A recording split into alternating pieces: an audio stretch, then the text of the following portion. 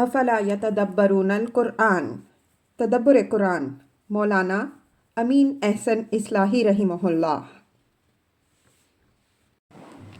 سورہ سبا آیات 28 تا 39۔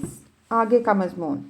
آگے کی آیات میں مخالفین کے ان مطالبات اور اعتراضات سے تعرض فرمایا ہے جو وہ قرآن کی دعوت اور اس کے انذار کی تکذیب کے لیے پیش کر رہے تھے۔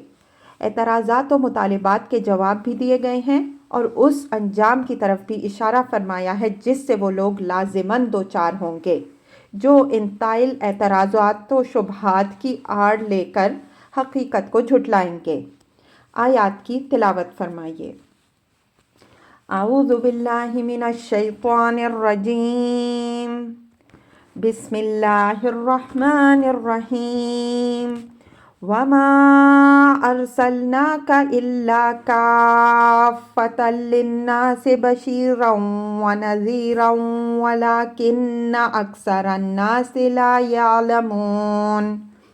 وَيَقُولُونَ مَتَى هَذَا الْوَعْدُ إِن كُنتُمْ صَادِقِينَ قُل لَّكُم مِّيعَادُ يَوْمٍ لَّا تَسْتَأْخِرُونَ عَنْهُ سَاعَةً وَلَا تَسْتَقْدِمُونَ۔ وَقَالَ الَّذِينَ كَفَرُوا لَن نُّؤْمِنَ بِهَٰذَا الْقُرْآنِ وَلَا بِالَّذِي بَيْنَ يَدَيْهِ وَلَوْ تَرَىٰ إِذِ الظَّالِمُونَ مَوْقُوفُونَ عِندَ رَبِّهِمْ يَرْجِعُ بَعْضُهُمْ إِلَىٰ بَعْضٍ الْقَوْلَ يَقُولُ الَّذِينَ اسْتُضْعِفُوا لِلَّذِينَ اسْتَكْبَرُوا لَوْلَا أَنتُمْ لَكُنَّا مُؤْمِنِينَ۔ وَقَالَ الَّذِينَ اسْتَكْبَرُوا لِلَّذِينَ اسْتُضْعِفُوا أَنَحْنُ صَدَدْنَاكُمْ عَنِ الْهُدَىٰ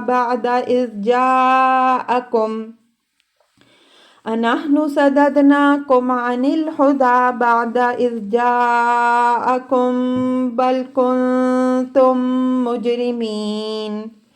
وَقَالَ الَّذِينَ اسْتُضْعِفُوا لِلَّذِينَ اسْتَكْبَرُوا بَلْ مَكْرُ اللَّيْلِ وَالنَّهَارِ إِذْ تَأْمُرُونَنَا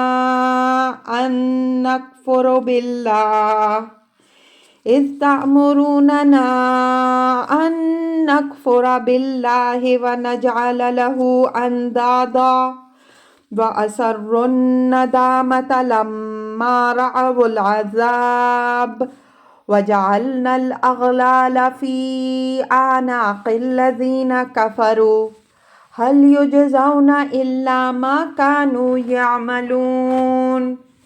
وَمَا أَرْسَلْنَا فِي قَرْيَةٍ مِّن نَّذِيرٍ إِلَّا قَالَ مُتْرَفُوهَا إِنَّا بِمَا أُرْسِلْتُم بِهِ كَافِرُونَ۔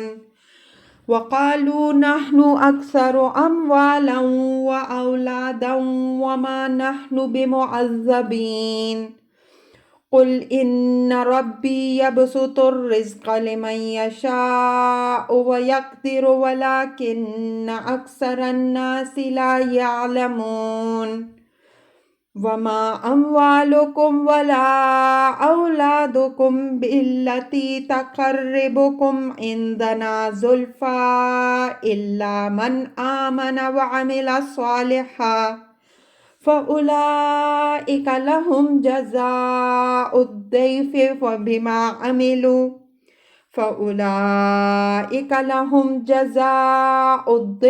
بِمَا عَمِلُوا وَهُمْ فِي الْغُرُفَاتِ آمِنُونَ۔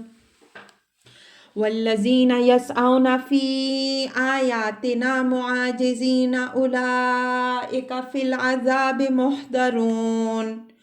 قُلْ إِنَّ رَبِّي يَبْسُطُ الرِّزْقَ لِمَن يَشَاءُ مِنْ عِبَادِهِ وَيَقْدِرُ لَهُ وَمَا أَنفَقْتُم مِّن شَيْءٍ فَهُوَ يُخْلِفُهُ وَهُوَ خَيْرُ الرَّازِقِينَ۔ ترجمہ۔ اور ہم نے تو تم کو سب لوگوں کے واسطے بس بشیر و نذیر بنا کر بھیجا، لیکن اکثر لوگ اس حقیقت کو نہیں جان رہے اور کہتے ہیں کہ یہ دھمکی کب ظاہر ہوگی۔ اگر تم لوگ سچے ہو ان کو بتا دو کہ تمہارے لیے ایک خاص دن کی میعاد مقرر ہے جس سے نہ پیچھے ہٹو گے اور نہ آگے بڑھو گے۔ اور جن لوگوں نے کفر کیا وہ کہتے ہیں نہ تو ہم اس قرآن پر ایمان لانے کے اور نہ اس چیز ہی پر جس کی وہ آگے کو خبر دے رہا ہے۔ اور اگر تم اس وقت دیکھ پاتے جب یہ ظالم اپنے رب کے حضور کھڑے کیے جائیں گے، ان کے آپس میں تو تکا ہو رہی ہوگی۔ جو لوگ دبا کے رکھے گئے ہیں وہ ان لوگوں سے جنہوں نے تکبر کیا کہیں گے کہ اگر تم لوگ نہ ہوتے تو ہم ضرور ایمان لانے والوں میں سے ہوتے۔ وہ لوگ جو بڑے بنے ان لوگوں کو جو دبا کر رکھے گئے جواب دیں گے کہ کیا ہم نے تم کو ہدایت سے روکا تھا جبکہ وہ تمہارے پاس آ چکی تھی، بلکہ تم خود ہی مجرم ہو۔ اور دبے ہوئے لوگ متکبرین سے کہیں گے بلکہ تمہاری رات دن کی سازشیں تھیں جو قبول حق میں مانے ہوئیں، جبکہ تم ہمیں سمجھاتے تھے کہ ہم اللہ کا کفر کریں اور اس کے شریک ٹھہرائیں، اور وہ دلوں میں نادم ہوں گے جب دیکھیں گے عذاب کو، اور ہم کافروں کی گردنوں میں توق ڈالیں گے، یہ وہی بدلہ میں پائیں گے جو وہ کرتے رہے تھے۔ اور ہم نے جس بستی میں بھی کوئی نذیر بھیجا تو اس کے اغنیاء نے یہی کہا کہ ہم تو اس پیغام کے منکر ہیں جو دے کر تم بھیجے گئے ہو، اور انہوں نے کہا کہ ہم تو تم سے مال و اولاد میں بڑھ کر ہیں اور ہم کبھی مبتلا عذاب ہونے والے نہیں ہیں۔ ان سے کہہ دو میرا رب ہی ہے جو رزق کو کشادہ کرتا ہے جس کے لیے چاہتا ہے اور تنگ کر دیتا ہے جس کے لیے چاہتا ہے، لیکن اکثر لوگ اس حقیقت کو نہیں جانتے۔ اور تمہارے مال اور تمہاری اولاد وہ چیز نہیں ہے جو تم کو ہمارا مقرب بنا دینے والی ہو، البتہ جو ایمان لائے اور جنہوں نے نیک عمل کیے وہ لوگ ہیں کہ ان کے لیے ان کے اعمال کا مضاعف صلہ ہوگا اور وہ بالا خانوں میں چین سے براں جمع ہوں گے۔ اور جو زک دینے کے لیے ہماری آیات کے ابطال کی راہ میں سرگرم ہیں وہ لوگ عذاب میں داخل کیے جائیں گے۔ کہہ دو میرا رب ہی ہے جو رزق کو کشادہ کرتا ہے اپنے بندوں میں سے جس کے لیے چاہتا ہے اور تنگ کر دیتا ہے اس کے لیے اگر چاہتا ہے، اور جو کوئی چیز بھی تم خرچ کرو گے تو وہ اس کا بدلہ دے گا اور وہ بہترین رزق دینے والا ہے۔ الفاظ کی تحقیق اور آیات کی وضاحت۔ وَمَا أَرْسَلْنَاكَ إِلَّا كَافَّةً لِلنَّاسِ بَشِيرًا وَنَذِيرًا وَلَكِنَّ أَكْثَرَ النَّاسِ لَا يَعْلَمُونَ۔ یہ اظہار افسوس ہے ان لوگوں کی حالت پر جو قرآن کی دعوت توحید اور اس کے انذار عذاب و قیامت کی تکذیب کے لیے عذاب کا مطالبہ کرتے تھے تاکہ اس طرح آن حضرت صلی اللہ علیہ وسلم کو زج کر سکیں۔ فرمایا کہ ہم نے تم کو عذاب لانے والا نہیں بلکہ لوگوں کے لیے بشیر و نذیر بنا کر بھیجا ہے کہ تم ان لوگوں کو نجات اور رحمت کی بشارت دے دو جو تمہاری دعوت پر ایمان لا کر ایمان و عمل صالح کی زندگی اختیار کر لیں گے، اور ان لوگوں کو خدا کے اس قہر و غضب سے آگاہ کر دو جس سے تمہاری تکذیب کی صورت میں ان کو لازماً سابقہ پیش آئے گا۔ تمہاری ذمہ داری اس انذار و بشارت کے بعد ختم ہو جاتی ہے۔ عذاب لانے یا نہ لانے کا معاملہ ہم سے متعلق ہے، جب اس کا وقت آ جائے گا تو ہم یہ چیز بھی ان کو دکھا دیں گے۔ وَلَكِنَّ أَكْثَرَ النَّاسِ لَا يَعْلَمُونَ۔ یہ لوگوں کی بدبختی پر اظہار افسوس ہے کہ اللہ تعالیٰ نے تو عذاب سے پہلے ایک آگاہ کرنے والا بھیج دیا کہ لوگ چاہیں تو ایمان و عمل صالح کی زندگی اختیار کر کے اپنے لیے ابدی رحمت کی ضمانت حاصل کر لیں، لیکن لوگوں کا حال یہ ہے کہ وہ رحمت کی جگہ عذاب ہی کے طالب ہیں۔ ان کو اس حقیقت کی خبر نہیں ہے کہ جب اللہ تعالیٰ کسی قوم کی طرف رسول بھیج دیتا ہے تو اس پر اللہ کی حجت تمام ہو جاتی ہے۔ اگر وہ قوم رسول کی تکذیب کر دیتی ہے تو سنت الہی کے بموجب وہ لازماً تباہ کر دی جاتی ہے۔ آگے والی سورہ فاطر میں اس حقیقت کی وضاحت یوں فرمائی گئی ہے: ان انت الا نذیر انا ارسلناک بالحق بشیرا ونذیرا وان من امۃ الا خلا فیہا نذیر وان یکذبوک فقد کذب الذین من قبلہم جاءتہم رسلہم بالبینات وبالزبر وبالکتاب المنیر ثم أخذت الذین کفروا فکیف کان نکیر۔ آیات 23 تا 26۔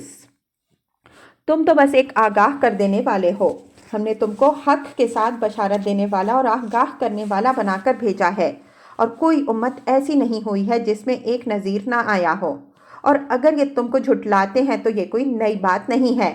ان سے پہلے جو قومیں گزری ہیں انہوں نے بھی جھٹلایا، ان کے پاس ان کے رسول واضح نشانیاں، صحیفے اور روشن کتاب لے کر آئے، پھر میں نے ان لوگوں کو پکڑا جنہوں نے کفر کیا، تو دیکھو کیسی ہوئی میری پھٹکار۔ اس آیت میں کافۃ للناس کے الفاظ بھی قابل غور ہیں۔ حضرت صلی اللہ علیہ وسلم سے پہلے جو رسول آئے وہ صرف اپنی اپنی قوموں ہی کے لیے نذیر بن کر آئے، لیکن حضرت صلی اللہ علیہ وسلم چونکہ خاتم الانبیاء و خاتم الرسل ہیں، اس وجہ سے آپ صلی اللہ علیہ وسلم کی بعثت تمام خلق کی طرف ہوئی۔ یہ حقیقت قرآن میں بھی مختلف پہلوؤں سے واضح فرمائی گئی ہے، اور سابق صحیفوں میں بھی آپ صلی اللہ علیہ وسلم کی نسبت جو پیشن گوئیاں وارد ہیں، ان میں بھی آپ صلی اللہ علیہ وسلم کی یہ حیثیت نمایاں ہے۔ ان کے حوالے سورہ بقرہ کی تفسیر میں ہم نقل کرائے ہیں۔ یہاں اس بات کی یاد دہانی سے مقصود اہل کتاب کو متنبہ کرنا ہے۔ دعوت کے اس دور میں انہوں نے بھی در پردہ قریش کی پشت پناہی شروع کر دی تھی، اس وجہ سے حضرت صلی اللہ علیہ وسلم کی اس صفت کا حوالہ دے کر ان کو بھی آگاہ کر دیا گیا کہ جس رسول کی مخالفت میں وہ اپنی ذہانت و قابلیت صرف کر رہے ہیں، وہ صرف قریش ہی کے لیے منذر و مبشر بن کر نہیں آیا ہے، بلکہ اس کے ذریعے سے خود ان کی قسمت کا بھی فیصلہ ہونا ہے۔ اس وجہ سے اگر وہ یہ خطرناک کھیل کھیلنا چاہتے ہیں تو اس کے نتائج بہت دور تک سوچ لیں۔ وَيَقُولُونَ مَتَىٰ هَٰذَا الْوَعْدُ إِن كُنتُمْ صَادِقِينَ، یعنی وہ رسول کے انذار بالعذاب سے متنبہ ہونے اور اس سے اپنے آپ کو بچانے کی فکر کرنے کے بجائے رسول اور اس کے ساتھیوں کا استخفاف کرتے اور بانداز طنز سوال کرتے کہ اگر تم لوگ اپنے انذار میں سچے ہو تو یہ بتاؤ کہ یہ دھمکی کب ظہور میں آئے گی۔ مطلب یہ ہے کہ یا تو اس کو دکھاؤ یا اس کا وقت معین کرو، ورنہ ہم اس کو محض لافزنی سمجھتے ہیں۔ قُل لَكُمُ الْمِيعَادُ يَوْمَ لَا تَسْتَأْخِرُونَ عَنْهُ سَاعَةً وَلَا يَسْتَقْدِمُونَ۔ فرمایا کہ ان کو جواب دے دو کہ اس چیز کے لیے جلدی نہ مچاؤ، اس کے ظہور کے لیے ایک خاص وقت مقرر ہے، جب وہ وقت آ جائے گا تو پھر نہ تو اس سے پیچھے ہٹ سکو گے اور نہ آگے بڑھ سکو گے۔ یہ حقیقت ہم جگہ جگہ واضح کر چکے ہیں کہ اللہ تعالیٰ اپنے نافرمانوں اور باغیوں کو بھی اتنی مہلت دیتا ہے کہ وہ اپنا پیمانہ اچھی طرح بھر لیں تاکہ ان کے پاس کوئی عذر باقی نہ رہ جائے، اور یہ بات صرف اللہ تعالیٰ ہی جانتا ہے کہ کسی قوم کا پیمانہ کب لبریز ہوا۔ اس بھید سے اللہ کا رسول بھی واقف نہیں ہوتا۔ لفظ یوم یہاں وقت کے مفہوم میں ہے اور لفظ ساعہ لمحہ، پل اور وقت قلیل کے مفہوم میں۔ اس اسلوب بیان کے اندر سوال کرنے والوں کے طنز کے جواب میں یہ طنز بھی مضمر ہے کہ آخر کس برتے پر اس عذاب کا وقت معلوم کرنا چاہتے ہو۔ وہ اٹل وقت جب آ جائے گا تو پھر کسی کے ٹالے نہ ٹل سکے گا۔ وَقَالَ الَّذِينَ كَفَرُوا لَن نُؤْمِنَ بِهَٰذَا الْقُرْآنِ وَلَا بِالَّذِي بَيْنَ يَدَيْهِ وَلَوْ تَرَىٰ إِذِ الظَّالِمُونَ مَوْقُوفُونَ عِندَ رَبِّهِمْ يَرْجِعُ بَعْضُهُمْ إِلَىٰ بَعْضِ الْقَوْلِ يَقُولُ الَّذِينَ اسْتُضْعِفُوا لِلَّذِينَ اسْتَكْبَرُوا لَوْلَا أَنتُمْ لَكُنَّا مُؤْمِنِينَ۔ وَلَا بِالَّذِي بَيْنَ يَدَيْهِ کی دو تعویلیں لوگوں نے کی ہیں۔ ایک یہ کہ اس سے مراد قرآن سے پہلے نازل ہونے والے آسمانی صحیفے ہیں، دوسری یہ کہ یہ اس عذاب اور قیامت کی طرف اشارہ ہے جس سے قرآن ان کو آگاہ کر رہا تھا۔ ہمارے نزدیک یہ دوسرا قول سیاق و سباق سے زیادہ اوفق ہے، یعنی یہ کفار نہایت ڈھٹائی کے ساتھ قرآن کے انذار کا یہ جواب دیتے ہیں کہ نہ تو ہم اس قرآن پر ایمان لانے والے ہیں اور نہ اس عذاب اور قیامت ہی کو ماننے کے لیے تیار ہیں جس کی وہ آگے کو خبر دے رہا ہے۔ ان کا مطلب یہ ہے کہ اگر ہم سے یہ بات منوانی ہے تو ہمارا مطالبہ یہ ہے کہ یہ چیز ہمیں دکھا دی جائے۔ اگر یہ دکھائی نہیں جاتی تو پھر ہم اس دھونس میں آنے والے نہیں ہیں۔ وَلَوْ تَرَىٰ إِذِ الظَّالِمُونَ مَوْقُوفُونَ عِندَ رَبِّهِمْ، ظالمون سے مراد یہی شامت زدہ لوگ ہیں جو خدا کی رحمت کو ٹھکرا کر اس کی نقمت کا مطالبہ کر رہے ہیں۔ جواب شرط یہاں عربیت کے معروف اسلوب کے مطابق محذوف ہے۔ حذف کا یہ طریقہ ان مواقع میں اختیار کیا جاتا ہے جہاں صورتحال تعبیر و تصویر سے ماورا ہو۔ مطلب یہ ہے کہ آج تو یہ شامت زدہ لوگ قرآن اور اس کے بعد آنے والی قیامت کا نہایت جسارت سے انکار کر رہے ہیں، لیکن اگر تم کہیں ان کی اس حالت کو دیکھ پاتے جب کہ یہ اپنے رب کے حضور میں کھڑے کیے جائیں گے تو اس تو کے بعد اس منظر کا ذکر حذف کر دیا ہے جس سے یہ بات نکلی کہ اس کی ہولناکی تعبیر و تصویر کے حدود سے باہر ہے۔ یرجع بعضهم الی بعض القول کا صحیح مفہوم یہ ہوگا کہ وہ آپس میں تو تکا کریں گے۔ اس کی تفصیل آگے کی آیات میں آ رہی ہے۔ مطلب یہ ہے کہ آج تو ان کے لیڈر اور پیرو دونوں قرآن اور قیامت کی مخالفت پر متفق ہیں۔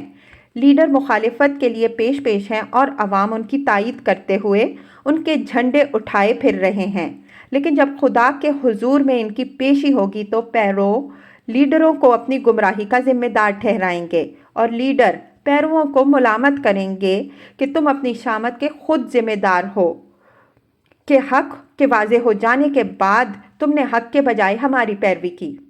مطلب یہ ہے کہ آج تو لیڈر عوام کو یہ باور کرا رہے ہیں کہ وہ ان کی ثوابدید پر اعتماد کریں، خیر و شر کی ذمہ داری ان پر ہے، اور عوام آنکھیں بند کر کے ان کے پیچھے چل رہے ہیں کہ کوئی خطرہ پیش آیا تو ان کے لیڈر اس سے ان کو بچا لیں گے۔ لیکن جب اصل مرحلہ سامنے آئے گا تب معلوم ہوگا کہ ہر ایک اپنے عمل کا خود ذمہ دار ہے، کوئی دوسرا کسی کا بوجھ اٹھانے والا نہیں بنے گا۔ يَقُولُ الَّذِينَ اسْتُضْعِفُوا لِلَّذِينَ اسْتَكْبَرُوا لَوْلَا أَنْتُمْ لَكُنَّا مُؤْمِنِينَ۔ یہ اوپر والی بات کی وضاحت ہو رہی ہے۔ الَّذِينَ اسْتُضْعِفُوا سے مراد وہ غربا اور عوام ہیں جو اپنی غربت کے سبب سے بڑوں اور سرمایہ داروں کے زیر دست اور ان کے اعلی کار بنے رہے۔ الَّذِينَ اسْتَكْبَرُوا سے ان کے سرمایہ دار لیڈر اور سردار مراد ہیں جنہوں نے اپنی ذات کو حق و باطل کا معیار بنا کر لوگوں کو اپنے پیچھے چلایا، یہاں تک کہ اللہ اور رسول کی مخالفت کے لیے بھی ان کو استعمال کیا۔ فرمایا کہ اس دن غربا اور عوام اپنے لیڈروں اور سرمایہ داروں کو الزام دیں گے کہ یہ تم ہو کہ تمہاری بدولت ہم اس بدبختی سے دوچار ہوئے، تم نے ہماری راہ نہ ماری ہوتی تو ہم ضرور ایمان لانے والوں میں سے بنتے۔ مطلب یہ ہے کہ آج تو ہم سے مخفی نہیں رہا تھا، مطلب یہ ہے کہ حق تو ہم سے مخفی نہیں رہا تھا اور ہمارے اندر اس کے اختیار کرنے کا جذبہ بھی ابھرتا تھا، لیکن تمہارا دباؤ ہمارے اس جذبے کو دبا دیتا تھا اور ہم اپنی خواہش کے خلاف ایمان کی سعادت سے محروم رہ گئے اور بالآخر اس انجام کو پہنچے۔ قال الذين استكبروا للذين استضعفوا أنحن صددناكم عن الهدى بعد إذ جاءكم بل كنتم مجرمين۔ لیڈر اپنے پیرووں کو جھٹ جواب دیں گے کہ تمہارا الزام بالکل غلط ہے کہ تم کو ہم نے اللہ کی ہدایت سے روکا، بلکہ مجرم تم خود ہو کہ نہایت واضح ہدایت آ جانے کے بعد بھی تم ہمارے پیرو بنے رہے۔ مطلب یہ ہے کہ حق نہ تو ہم پر مخفی تھا نہ تم پر، اللہ کے رسول صلی اللہ علیہ وسلم نے حجت تمام کر دی تھی۔ یہ بات نہ ہوئی ہوتی تب تو کسی حد تک ہم کو الزام دینے میں تم بجانب حق ہوتے، لیکن جب تم نے پورے دن کی روشنی میں ٹھوکر کھائی تو ہم کو مجرم ٹھہرانے کے بجائے اپنے سر پیٹو، ہم بھی مجرم ہیں اور ہماری ہی طرح تم بھی مجرم ہو۔ یہ بات ہے تو کفار کی، لیکن قرآن نے ایک سچی بات کی حیثیت سے نقل کی ہے اور اس میں ہر دور کے عوام کے لیے درس عبرت ہے کہ حق و ہدایت کے معاملے میں کوئی شخص مجرد اس عذر پر عند اللہ بری نہیں ہو سکتا کہ اس کو دوسروں نے گمراہ کیا، بلکہ حق کی جستجو ہر شخص کی اپنی ذمہ داری ہے، اور اس کے واضح ہونے کے بعد اس کی پیروی تا حد امکان ہر فرد پر لازم ہے۔ اس کے بغیر کوئی عند اللہ بری نہیں ہو سکتا۔ وقال الذين استضعفوا للذين استكبروا بل مكر الليل والنهار إذ تأمروننا أن نكفر بالله ونجعل له أندادا وأسروا الندامة لما رأوا العذاب وجعلنا الأغلال في أعناق الذين كفروا هل يجزون إلا ما كانوا يعملون۔ عوام لیڈروں کے جواب میں کہیں گے کہ یہ تمہاری رات دن کی سازشیں تھیں کہ ہم حق کی پیروی سے محروم رہے۔ تم نے رسول کی ہدایت سے برگشتہ کرنے کے لیے پروپیگنڈے کی مہم چلا رکھی تھی، اور ہمیں تم یہ سمجھاتے اور سکھاتے تھے کہ ہم برابر کفر و شرک پر جمے رہیں۔ اس جواب سے یہ بات نکلتی ہے کہ ان کو اس امر کا تو اعتراف ہوگا کہ حق ان پر واضح تھا، لیکن وہ اس وجہ سے اس کی پیروی نہ کر سکے کہ ان کے لیڈروں کی رات دن کی سازشوں نے انہیں اس کی پیروی سے محروم رکھا۔ وَأَسَرُّوا النَّدَامَةَ لَمَّا رَأَوُا الْعَذَابَ۔ وَأَسَرُّوا النَّدَامَةَ اسی طرح کا محاورہ ہے جس طرح ابطن العداوہ ہے۔ ندامت ایک کیفیت قلبی و باطنی ہے، اس وجہ سے اس کے لیے اثر استعمال ہوا ہے۔ مقصود صرف یہ ظاہر کرنا ہے کہ اس سوال و جواب کے بعد جب وہ دیکھیں گے کہ سامنے عذاب کھڑا ہے تو وہ اپنی بدبختی پر سخت پشیماں ہوں گے۔ اس سے معلوم ہوا کہ اللہ تعالیٰ کے ہاں ان کا یہ عذر مسموع نہیں ہوگا کہ وہ اپنے لیڈروں کی سازشوں کے سبب سے ہدایت کی پیروی سے محروم رہے، بلکہ ان کو لازماً عذاب سے دوچار ہونا پڑے گا۔ ان کی پشیمانی کی وجہ یہ ہوگی کہ اس وقت ان کے سامنے یہ بات بالکل کھل کر آ جائے گی کہ فی الحقیقت انہوں نے بالکل اپنے ضمیر کے خلاف اپنے لیڈروں کی پیروی کی۔ جو آدمی اپنے ضمیر کے خلاف کسی باطل کی پیروی کرتا ہے، جب اس کا نتیجہ اس کے سامنے آتا ہے تو اس کو صرف نتیجہ کی تلخی ہی سے سابقہ نہیں پڑتا، بلکہ اپنے ضمیر کی لعنت سے بھی اس کو دوچار ہونا پڑتا ہے، اور یہ چیز اس کی مصیبت کو دو چند کر دیتی ہے۔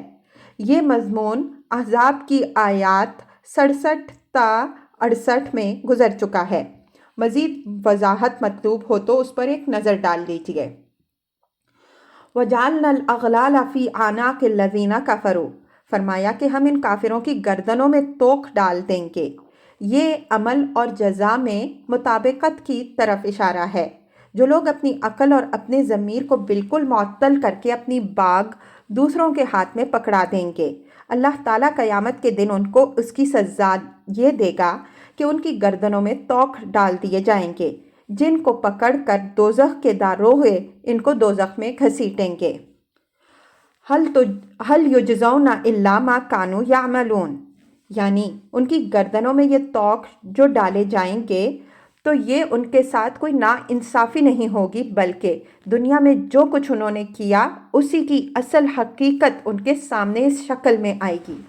انہوں نے دوسروں کی غلامی کا کلادہ اپنی گردنوں میں ڈال کر اپنے رب کی نافرمانی کی، جس کے نتیجے میں ان کو دوزخ کے یہ اغلال اپنی گردنوں میں ڈالنے پڑیں گے۔ وَمَا أَرْسَلْنَا فِي قَرْيَةٍ مِّن نَذِيرٍ إِلَّا قَالَ مُتْرَفُوهَا إِنَّا بِمَا أُرْسِلْتُمْ بِهِ كَافِرُونَ۔ یہ حضرت صلی اللہ علیہ وسلم کو تسلی دی گئی ہے کہ تمہارے زمانے کے امراء و اغنیاء جو کچھ تمہارے ساتھ کر رہے ہیں، ہر زمانے میں یہی کچھ زمانے کے مترفین نے اپنے اپنے زمانوں کے رسولوں کے ساتھ کیا ہے۔ انہوں نے بھی نہایت رعونت کے ساتھ اپنے رسولوں کو یہ جواب دیا کہ جو پیغام تم دے کر بھیجے گئے ہو ہم اس سارے کے منکر ہیں، یعنی نہ تو تمہاری دعوت توحید و ایمان کو قبول کرنے کے لیے تیار ہیں، اور نہ تمہاری اس دھونس ہی میں آنے والے ہیں کہ اگر ہم نے تمہاری بات نہ مانی تو ہم پر کوئی عذاب آ جائے گا۔ ارسلتم بھی کے اسلوب میں یہ بات بھی مضمر ہے کہ جس رسالت کے تم مدعی ہو یہ بھی محض تمہارا زعم ہے، جس کی ہمارے نزدیک کوئی حقیقت نہیں ہے۔ وَقَالُوا نَحْنُ أَكْثَرُ أَمْوَالًا وَأَوْلَادًا وَمَا نَحْنُ بِمُعَذَّبِينَ۔ یعنی رسولوں کے انذار کی تکذیب کے حق میں جو دلیل انہوں نے پیش کی وہ یہی تھی کہ جو تمہارے زمانے کے مترفین پیش کر رہے ہیں۔